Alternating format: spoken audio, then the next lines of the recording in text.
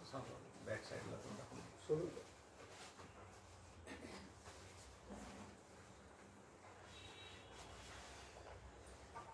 आज आपल्या इथे काय नाव सांगितलं तुमचं? सुनील नारायण खैरकर. सुनील नारायण खैरकर या कशा निमित्ताने परित्राण आहे? हाऊस वॉर्मिंग, वास्तुक शांती निमित्ताने आजचं हे परित्राण आहे. तेव्हा वास्तुक शांती निमित्ताने आजचं हे परित्राण आहे आणि बौद्ध धर्मामध्ये या विधानाला फार मोठं महत्व आहे, मोलाचं महत्व आहे, बहुत किमतीवान महत्व आहे. पण ते महत्व आहे भगवान सम्यक संबुद्धाने अनित्याच्या बोधातून सांगितलेले आहे. अनित्याच्या बोधातून कसं सांगितलं? घर जर म्हटलं ते खरोखर घरासारखंच असलं पाहिजे. घर आज आपण बुद्धाचे उपासक म्हणून परित्राण पाठ करून झालेले आहे. तर हे आपण फार मोठे भाग्य विधाता आहे असं मानायला पाहिजे. तुमचं पूर्वजन्माचं पुण्यकर्म आहे म्हणून ते भाग्य विधाता ते भगवान सम्यक संबुद्ध होऊन गेले. ते भगवान सम्यक संबुद्ध होऊन गेले. त्यांचा पूर्वीचा इतिहास पाहिला असताना का त्यांचं राजमहाल कपिलवस्ती इतकी सुंदर होती की त्यांच्या कपिलवस्तीसारखं इतकं सुंदर आणि रमणीय अशी कपिलवस्ती नव्हती. का त्यांचं राजकीय घराणं कोणता मोबाईल वाचत माझा का तुमचा आहे? हा, तर एवढं सुंदर होतं तर खूपच सुंदर होतं. कपिलवस्तीमध्ये सिद्धार्थ गौतमाचं पूर्वज शुद्धोन राजा एवढा श्रीमंत होता का त्याच्या शेतामध्ये 1000 नांगर चालत होते. बरोबर आहे? ऐकलंय तुम्ही? किती नांगर चालायचे? 1000 नांगर चालायचे. तर तेव्हा तो शेतकरी किती श्रीमंत असेल आणि किती जमीन असेल काय अंदाज करू शकतो? केला जाऊ शकते? एवढे मोठे श्रीमंत. पण आज ते किती एकर शेती असेल का ते नक्की सांगता येऊ शकत नाही. आणि पुन्हा कधी राजे घराण्यातले होते.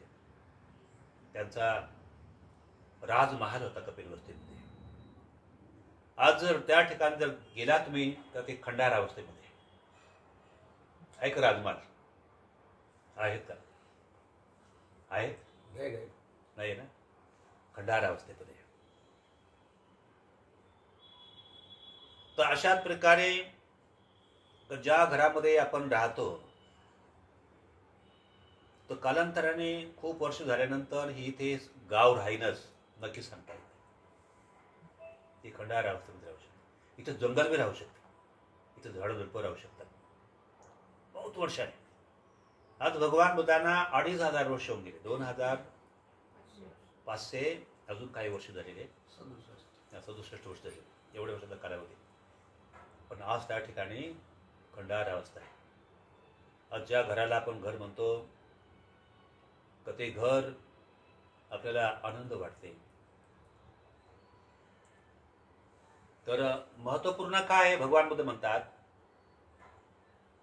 व्यक्तीच्या पारमिता ह्या फार मोठ्या महत्वाच्या राहतात. काय म्हणतात भगवान बुद्ध? व्यक्तीच्या पारमिता फार मोठ्या महत्वाच्या आहे. पारमिताद्वारेच मनुष्य उत्तम प्रकारचं घर तयार करतो. कोणतं घर तयार करतो? आत्मदीप भव हे घर तयार करतो. स्वयं प्रकाशित करण्याचं घर तयार करतोय. स्वयं प्रकाशित करण्याचं घर तयार करतोय. आणि स्वयं प्रकाशित करण्याचं घर तयार करणे तर कशा कोणत्या कर्माने स्वयं प्रकाशित घर तयार होऊ शकते? भगवान सम्यक संबुद्ध म्हणतात कायाच्या, वाचेच्या, मनाच्या सुचरित कर्माद्वारे आपलं स्वयं प्रकाशित घर तयार होईल. दुश्चरित कर्माद्वारे देखील व्यक्ती प्रकाशित होतो पण तो व्यक्ती नरकगामी होतो आहे. नाही का? 2 प्रकारचे स्वयं प्रकाशित एक नरकगामी आणि एक देवतागामी, सुगत अशी अवस्था, सुगतीची अवस्था. सुगतीची अवस्था, सुगत आणि दुर्गत. काय म्हणतो भगवान बुद्ध? एक सुगत एक दुर्गत. सुगतगामी ही अवस्था केवळ कुशल कर्म आधारित सुगतगामी अवस्था व्यक्ती पारंगत करतो. कुशल कर्माच्या आधाराने, कुशल कर्म आधारित त्याला सुगतीची अवस्था प्राप्त होते. अकुशल कर्मगामी अवस्थेतून व्यक्तीला दुर्गतगामी अवस्था प्राप्त होते, दुर्गतीला जाण्याची अवस्था प्राप्त होते, मनुष्य दुःखाला प्राप्त होते, फार मोठ्या भयाला, शोकाला प्राप्त होतो. म्हणून भगवान सम्यक संबुद्ध म्हणतात की सुंदर कर्म काया वाचा मनाने याच वर्तमान कालामध्ये चांगले कर्म केले पाहिजे. याच वर्तमान कालामध्ये ज्याला वर्तमान काल साधला जातो, भूतकाल आपण पाहिलेला नाही, भविष्यकाल देखील आपण पाहिलेला नाही. भूतकाल पाहिला का आपण? बुद्धाचा काळ आपण पाहिला का? नाही बघितलं. भविष्य काळात आपण कोण होणार, काय होणार बघू शकतो का? बघू शकणार नाही.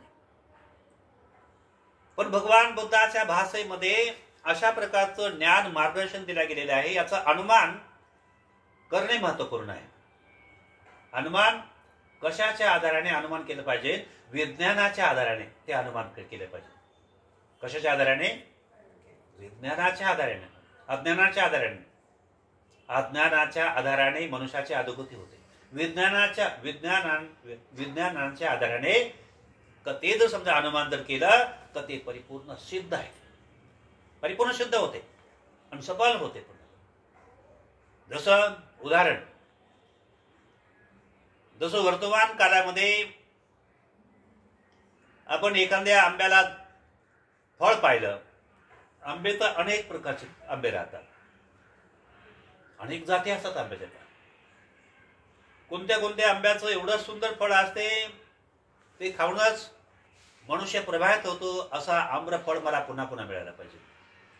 एखाद्या आंब्याचं फळ असं असते की ते खाल्ल्यानंतरच, ते पाहिल्यानंतर चांगला काटे येतात.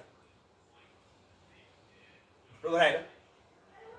एखादा आंबा असतो का त्या आंब्याला पाहिल्यावर काटे येतात, म्हणजे भयंकर आंबट डहाण. त्या आंब्याकडे पाऊसही वाटत नाही, खूप आंबट, काय बरोबर नाही वाटू शकतो. पण एखाद्या आंब्याकडे जर बघितल्यानंतर समजा ते पाहिल्यानंतर इच्छा निर्माण होते का हा आंबा आपण खाल्ला पाहिजे वगैरे. कारण ते महाग जरी असे किमतीवान आहे ते आंबे, पण मात्र रसाळ आहे. तर त्या किमतीवान आंब्याची आपण जास्त किंमत देऊन टाकू आणि मन देखील आपण वाकड तिकडे करणार नाही का?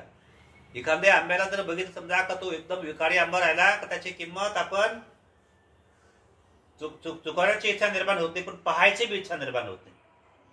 त्या आंब्याकडे त्याची किंमत चुकवायची इच्छा निर्माण होत नाही, कारण त्याला त्याची किंमत आपल्याजवळ राहत नाही.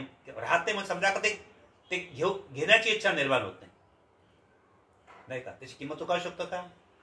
पण ज्या आंब्यामध्ये समजा का अधिक गुणवत्ता, उच्च दर्जाची गुणवत्ता आहे, तो कितीतरी महाग जर असेल कतरी, तर आपला हात हर्ष उल्हासाने काय आहे, आपला हात हर्ष उल्हासाने साबर जाऊ. जरी तो आंबा महाग जरी असेल, कितीतरी किमतीवान असेल, अरे हा आंबा मी खाल्ला होता, हा फार गोड आहे, रसाळ आहे, चाहे कितीतरी किमतीवान असो, पण तो मी घेणार म्हणजे घेणार. बरोबर आहे? अशाच प्रकारे धम्म आहे. धम्म देखील भगवान बुद्ध म्हणतात अनमोल आहेत. कसा आहे धम्म? अनमोल आहे. आज वर्तमान काळामध्ये उदाहरण सांगत असताना हे सिद्ध उदाहरण आहे, सत्य आहे. सिद्ध म्हणजे सत्य आधारित आहे, परिपूर्ण सत्य आधारित हे उदाहरण आहे. म्हणून भगवान सम्यक संबुद्ध म्हणतात हे आंब्यासमान सुंदर असं रसाळ आम्र फळ आपल्याला खायचंय. धम्मरूपी आम्र फळ आपल्याला खायचंय. कटू आंबट ते दहन ग्रहण करणे करायचं आपल्याला. त्यामुळे दातही विकाराने जर्जर होतील, आणि त्यामुळे एकदा दात विकाराने जर्जर झालं तर आपल्या आवडीचं भोजन आपण खाऊ शकत नाही.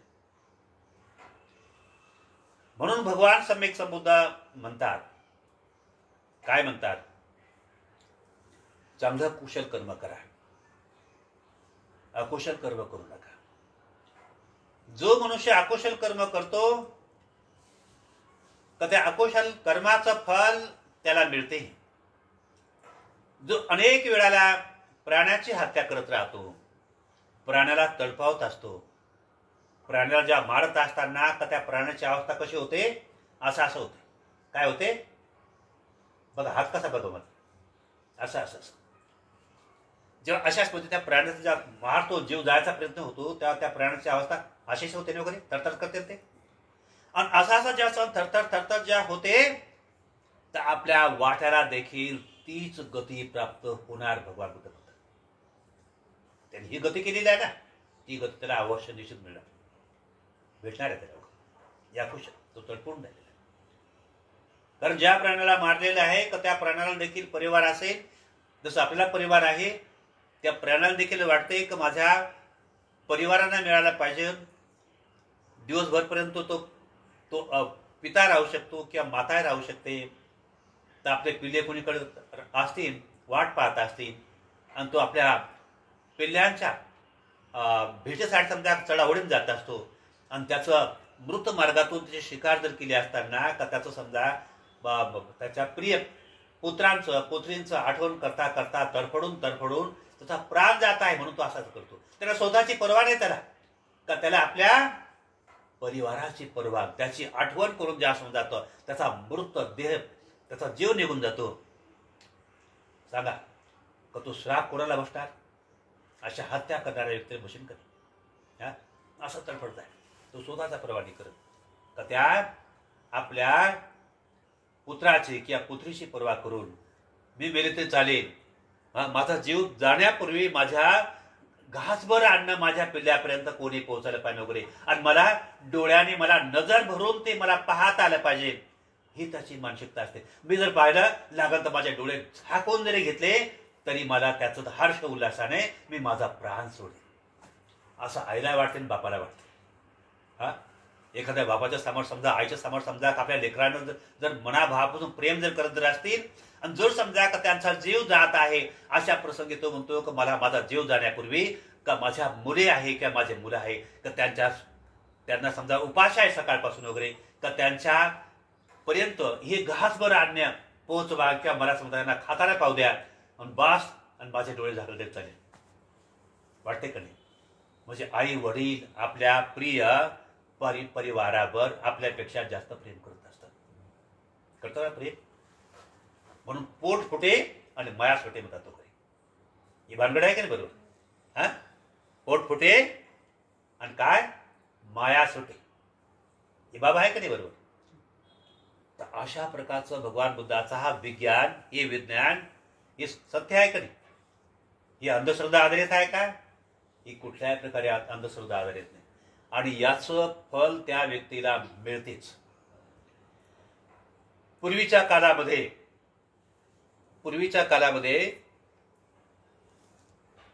एक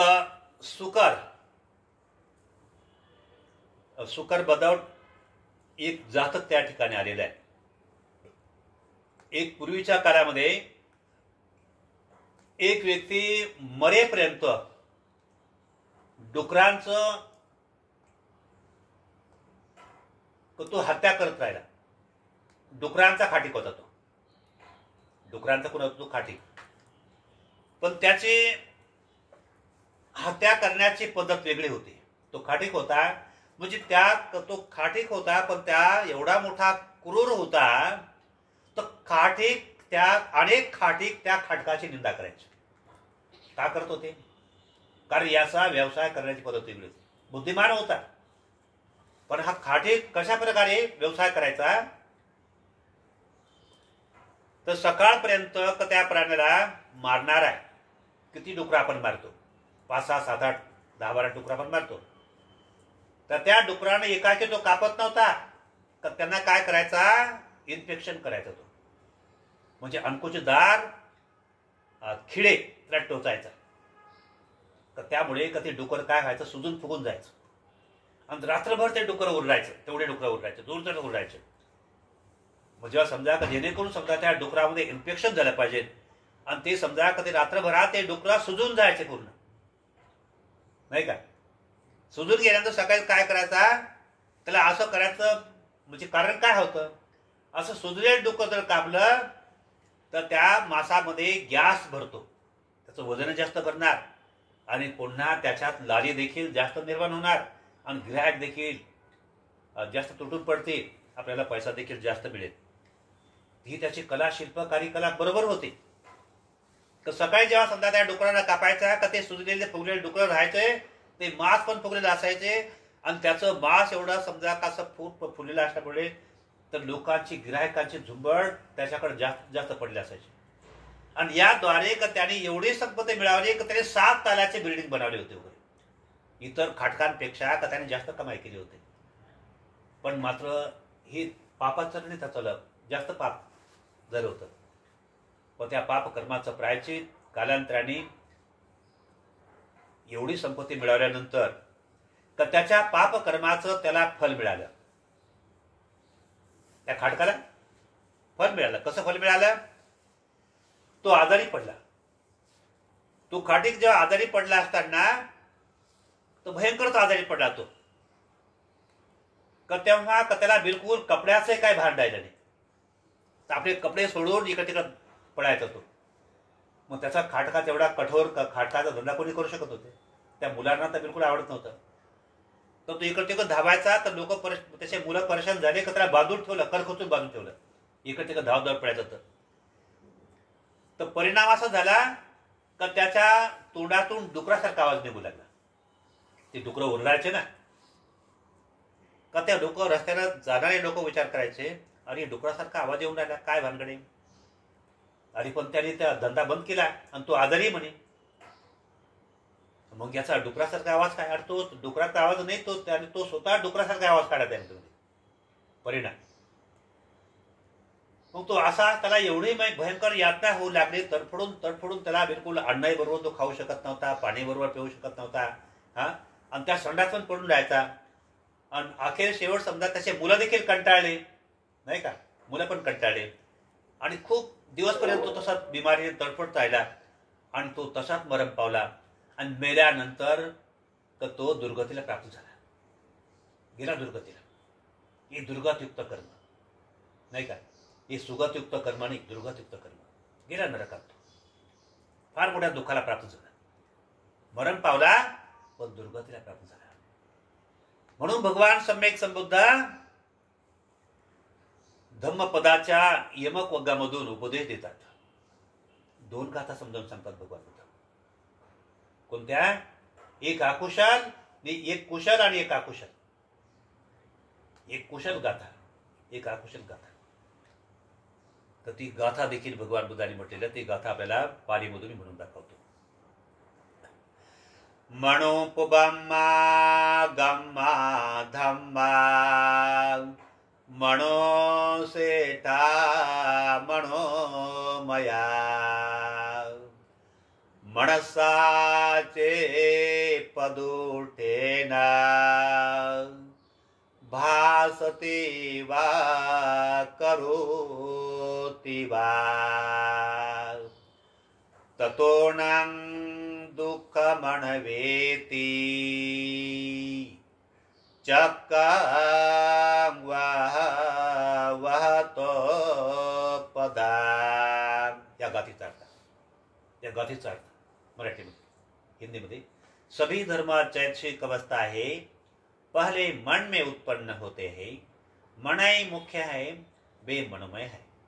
जब आदमी मलिन मन से बोलता हुआ कार्य करता है तब दुख उसके पीछे पीछे वैसे ही हो लेता है जैसे गाड़ी की पहिए बैल के पैरों के पीछे पीछे वैसे ही हो लेता है.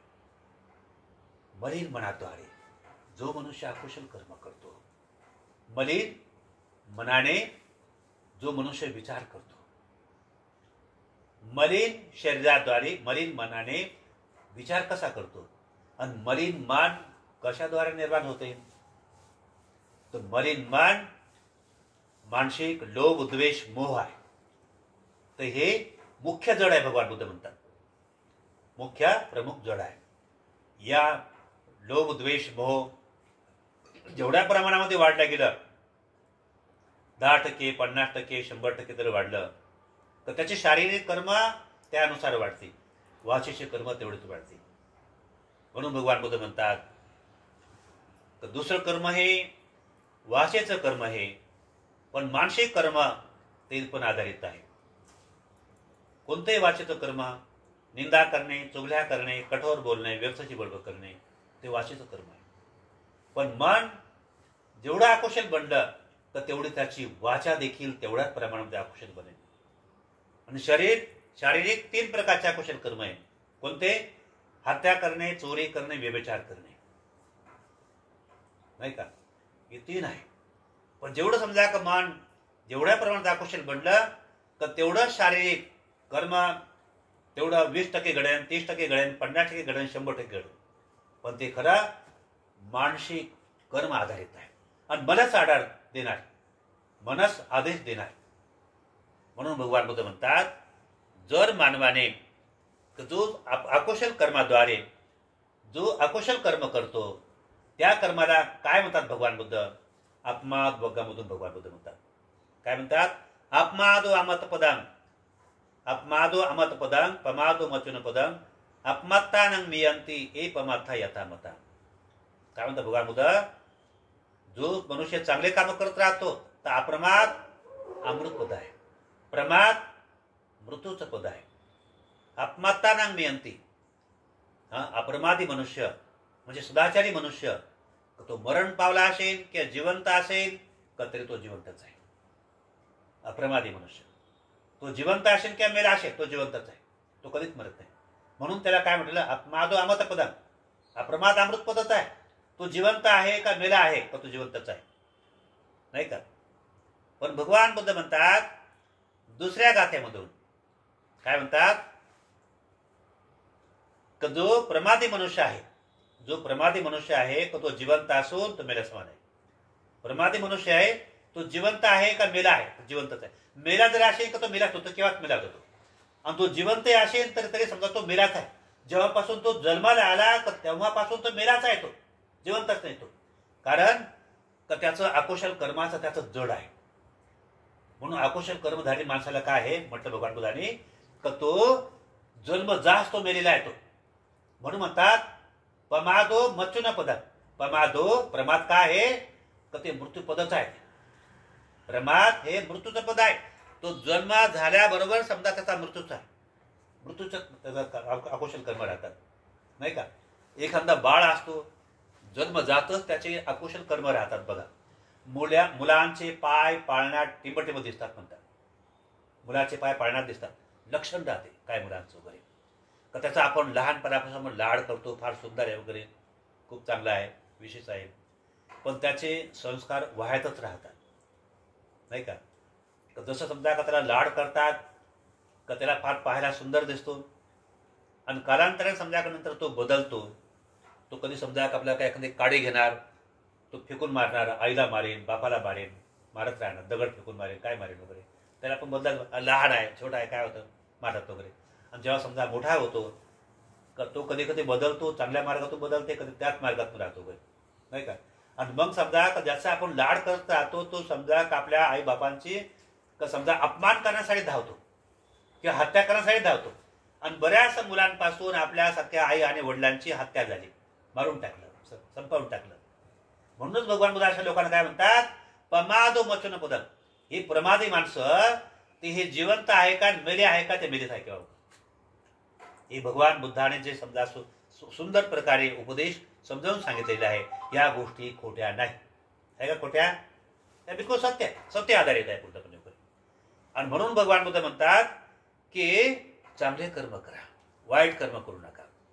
म्हणून दुसऱ्या गाथेतून, यमक वगाच्या गाथेतून बुद्ध म्हणतात मनोपुबम्मा गम्मा अधम्मा मनोसेता मनोमया मनसाचे पसरणेन भासते वा करोति वा ततोणां सुखमन्वेते छाया अणपायिनी।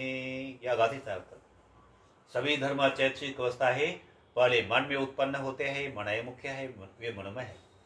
जब आदमी स्वच्छ मन से बोलता हुआ कार्य करता है तब सुख उसके पीछे पीछे वैसे हो लेता है जैसे कभी साथ छोड़ने वाली छाया आदमी के पीछे पीछे वैसे हो लेते है।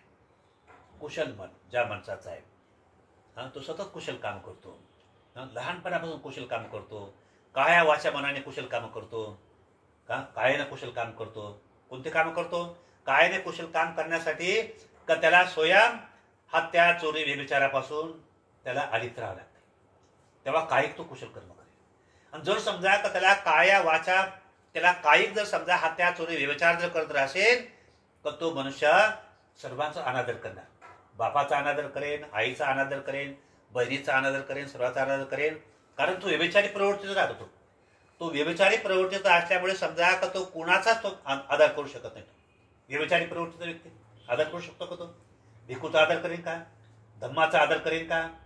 भिक्खू संघाचा आदर करेन का? कोणाचाही गौरव करू शकणार नाही। तो व्यभिचारी प्रवृत्तीचा असल्यामुळे समजा का ठिकठिकाणी तो अपप्रचार करेन। तो व्यभिचारी प्रवृत्तीचा बरोबर ठिकठिकाणी का त्या बौद्ध भिक्खूंना जागोजागी कुठं परित्राणासाठी भिक्खू जात असताना का त्या घरी परित्राणासाठी कोणी भिक्खू गेला पाहिजे, कारण त्या ठिकाणी मी ज्या बाईसोबत व्यभिचार करतो तिच्या घरी जर गेला का तो समजा भिक्खू त्या बाईला फसवून टाकेल आणि त्यामुळे समजा का माझी लवर निघून जाईल, आहे ना कुकर्मी। तो व्यभिचारी प्रवृत्तीचा व्यक्ती असाच आहे, त्याला स्वतःची बायको असताना तरी पण त्याची नियत गु खाण्याकडे जाते। कोणीकडे जाते? त्याची नियत गु खाण्यासाठी नियत जाते। आणि तो व्यभिचारी मनुष्य कोणावर शंका घेणार? तो आईवर शंका घेईन, बापावर शंका घेईन, भावावर शंका घेईन, आणि कधी कधी शंकेपायी कधी कधी आपल्या भावाचा खून करून टाकतो, नाही का? कधी कधी आपल्या वडिलांचा खून करून टाकतो वगैरे। अशी पापाचरमी अकुशलाने जखाडलेली लोक आहे, अकुशल मार्गाने विकृत मार्गाने वाटचाल व्यभिचारी दुराचारी लोक आहे, तर हे निकामी लोक आहेत। या लोकांची अवस्था कशी आहे? एखाद्या बिना बुडाच्या मडक्यासमान।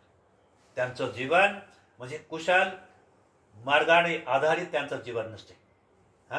तर त्यामुळे समजा तर त्यांना केवळ फक्त चारित्र्यहीन दुराचारी मार्गाने वाटचाल करणे हेच त्यांना श्रेष्ठ वाटते, म्हणून ते कोणाचाच गौरव नाही करू शकत, म्हणून ते पापाला बी श्रेष्ठ, मग ते कशाच मानत नाही। जगात पाप नाही, पुण्य नाही, आई नाही, बाप नाही, माता नाही, पिता नाही, अशा मिथ्या दृष्टीमध्ये तो व्यक्ती जर झालेला असतो, तो कुठल्याही प्रकारचं पुण्यकर्म नाही करू शकत। पण जो व्यक्ती नीती आधारित व्यक्ती असतो, जो व्यक्ती नीती आधारित असतो, जो कायेची नीतीने संपन्न आहे, वाचेच्या नीतीने संपन्न आहे, मनाच्या नीतीने संपन्न आहे, तर तो व्यक्ती श्रद्धा संपन्न बौद्ध उपासक, आणि त्याचं नातं त्रिरत्नाशी जिव्हाळ्याशी त्याचं जिव्हाळ्याचं नातं असतं। त्याचं नातं कसं राहते? तीन रत्नाशी जिव्हाळ्याचं नातं राहतो। आणि या अशाच लोकांच्या आधारावर तर त्या भिक्खूंना असं वाटते तर ही आमचे जिव्हाळ्याचे उपासक आहे, ही आमची जिव्हाळ्याची उपासिका आहे। आणि म्हणून भिक्खूला देखील वाटते, ओढ वाटते, एखादा आमचा तो जिव्हाळ्याचा उपासक आहे, मरण पावला असताना 17 कामं सोडून तर ते आमच्या प्रिय उपासकांना भेटण्यासाठी जाईल। संबंध जोडला गेलाय ना। भगवान बुद्धाच्या काळामध्ये विशाखा, मेघार माता, अनाथ पिंडिक असे श्रद्धासंपन्न बौद्ध उपासक होते। ते जेव्हा मरण पावले असताना अनेक भिक्खूंना दुःख झालं होतं। काय दुःख झालं होतं? जिव्हाळ्याचे होते। पण जे लोक अशा प्रकारचे असतात त्यांना धर्माशी भिक्खू संघाशी काही मतलब नाही, ते कधी जन्माला आले आणि कधी मरण पावले, तर त्यांचं जीवन मुंग्या माकोडसारखं जीवन आहे। काय माहिती नाही, आता पता लागत नाही कोणी कधी जन्माला आला होता का नाही, काय माहिती नाही, त्याचा बिलकुल काय परिचयच नाही बिलकुल वगैरे, नाही का? लोक सांगतात तर तो चांगला होता मेला, नाही का? पण भिक्षू संघाच्या संबंधात तो व्यक्ती राहिलेला नाही, नाही का? तर त्यामुळे भिक्खू संघाच्या माध्यमातून त्या व्यक्तीचा गौरव होऊ शकते का? नाही होऊ शकत, फक्त लोकांच्या माध्यमातून, नाही का? म्हणजे कशाच्या माध्यमातून त्याने समजा लोकांमध्ये तो गौरवास पात्र झाला, व्यभिचाराच्या माध्यमातून गौरवास पात्र झाला, किंवा समजा 2 नंबरच्या कामाच्या माध्यमातून तो त्याने तो गौरवास पात्र झाला, कशाच्या माध्यमातून गौरवास पात्र झाला काय माहिती विषय वगैरे, नाही का? म्हणून भगवान बुद्ध म्हणतात की जो 3 रत्नाच्या माध्यमातून जर समजा तो गौरवास पात्र होतो तर त्या व्यक्ती समान कोणता व्यक्ती गौरवास पात्र होऊ शकत नाही। भिक्खू संघ जेव्हा समजा अमुक कोणत्या उपासकाचा गौरव करतो आहे, कोणत्या उपासिकेचा गौरव करते, तर ते उपासक फार मोठे महान आणि भाग्यवान भाग्यविधाता राहतात। तर आज आपण काय नाव सांगितलं तुमचं? खैरकर सुनील। खैरकर सुनील या उपासकाने आपल्या नवीन मकान या ठिकाणी फ्लॅट आहे ना खरेदी केलेले आहे. या निमित्ताने आजचं हे परित्राण या ठिकाणी ठेवलेल्या बौद्ध भिक्खूंना भोजनदान दिलं आणि बौद्ध भिक्खूंना काशाय वस्त्र देखील या ठिकाणी आलेले आहे. मनाभावातून चित्तातून कुशल कर्म अशा प्रकारे सदोदित करायला पाहिजे. तर भगवान बुद्धाचा धम्मा तिन्ही कालामध्ये फार मोठा महान आहे. जसं एखादा ऊस असतो, बुडाला गोड असतो, मध्यभागी गोड असतो, बांडीकडे गोड असतो, अशा प्रकारे भगवान बुद्ध आधी मध्य आणि अंत तिन्ही भागामध्ये कल्याणकारी असतो, मंगलकारी असतो. अशा प्रकारचा भगवान बुद्धाचा सद्धम्म आजीवनपर्यंत व्यक्ती धम्म ग्रहण करतो. तो व्यक्ती फार मोठा भाग्यवान असतो. म्हणून अशा उपासकांना काय म्हटलं भगवान बुद्ध, बुद्धं जीवित पर्यंतं शरणं गच्छामि, धम्मं जीवित पर्यंतं शरणं गच्छामि, संघं जीवित पर्यंतं शरणं गच्छामि. आजीवनपर्यंत शरण गमन करणारे असे श्रद्धा संपन्न उपासक असतात. कधी उपासक फार मोठे भाग्यवान ठरतात आणि अशा प्रकारचं भाग्यवान उपासक बनणे फार मोठं महत्त्वपूर्ण आहे. म्हणून आज त्या श्रद्धा संपन्न बौद्ध उपासक उपासिकांना कैरकार उपासकांना या पुण्याचं बल प्राप्त हो. त्यांना 2 मुले आहेत. त्या मुलीचं जीवन मंगलमय हो ही मंगल कामना व्यक्त करून आजच्या प्रसंगी ही धम्मदेशना देऊन संपवतो व आम्ही आशीर्वाद देत आहोत. मनात यंदा साधू साधू.